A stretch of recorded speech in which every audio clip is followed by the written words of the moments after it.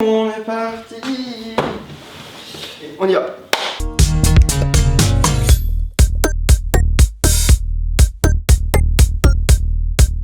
Bonjour à tous, j'espère que vous allez bien. Aujourd'hui, on se retrouve pour le premier test de livre de l'année. J'ai pas pu en publier avant parce que j'ai pas eu le temps, j'étais bloqué à Metz par plein de choses. Et du coup, je suis rentré enfin à Toulouse et je vais vous présenter ce livre-là qui m'a été offert par mon papa à Noël. Merci encore. Donc ce livre, il s'appelle 5 drôles de sœurs en cuisine. Et je vais commencer par vous parler un peu du concept du livre. Donc ces 5 sœurs, c'est en fait les filles du créateur du Kawaii en fait. On va commencer par les premières pages. Donc on a les photos de ces 5 sœurs. Donc il y a Jacotte, Annette, Guide, Colette et Françoise. On commence avec la préface. Et là on rentre dans le vif du sujet du livre parce qu'il y a un petit concept pour comprendre pourquoi elles ont écrit ce livre, comment. En fait elles ont voulu réunir plusieurs livres de recettes de cuisine de leur grand-mère, également de leur mère, même de leur père je pense, et même leur propre livre de cuisine pour faire ce livre. En fait c'est vraiment un mix entre un héritage générationnel de livres de cuisine, un mix adapté au goût du jour. Eh bien moi je peux que valider cette idée parce que moi-même j'ai mon propre petit bouquin de cuisine. Ma mère a le sien, ma grand-mère a le sien. La page suivante, elle nous explique tradition et transition. Elle nous explique leur âge, donc entre 73 et 84 ans pour l'ensemble des sœurs. Et surtout elle nous explique que c'est une famille qui est très unie et notamment autour du repas qui est un moment privilégié pour eux. Le sommaire.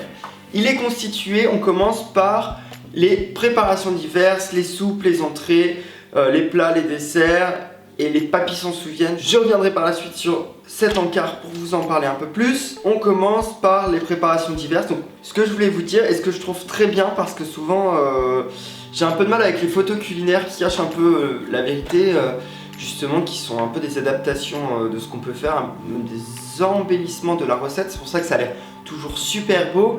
Et là il n'y a aucune photo, j'ai bien dit aucune photo de cuisine. Ça me rappelle beaucoup les vieux livres de cuisine qu'on trouve un peu sous forme de dictionnaire, vraiment avec le titre, les ingrédients, la préparation et la recette sur à peu près une page ou deux.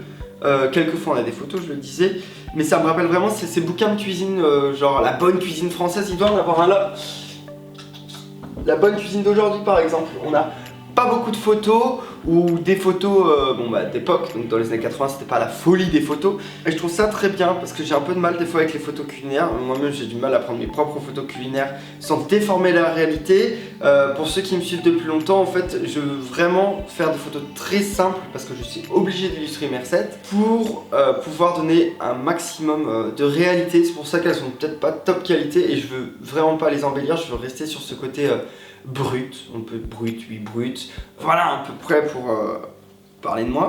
Je reviens sur les papis parlent et se souviennent. Cette partie elle reprend chaque sœur qui nous explique un peu son concept. Donc on commence par Guigui, voilà, elle nous raconte leurs souvenirs familiaux. On finit par quelques belles photos, c'est vintage, qui sont très jolies. Et enfin le dernier paragraphe de remerciements. Tout ce qu'on peut trouver dans ce livre, je le trouve très concret.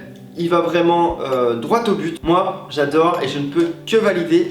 Je vous laisse tout de suite avec la recette que j'ai testée et on revient ensuite. Pour cette recette, il va te falloir 20 centilitres de crème, 300 g de champignons, 4 tranches de pain, du persil, de la moutarde et du beurre. Je commence par émincer finement les champignons. Dans une poêle, je fais fondre le beurre et je rajoute les champignons. Je fais cuire le tout 10 minutes. J'égoutte les champignons pour enlever le jus de cuisson. Je remets ces champignons à cuire et je rajoute la crème et la moutarde. Je laisse réduire. Je mets à toaster le pain. Je rajoute le mélange de champignons sur le pain.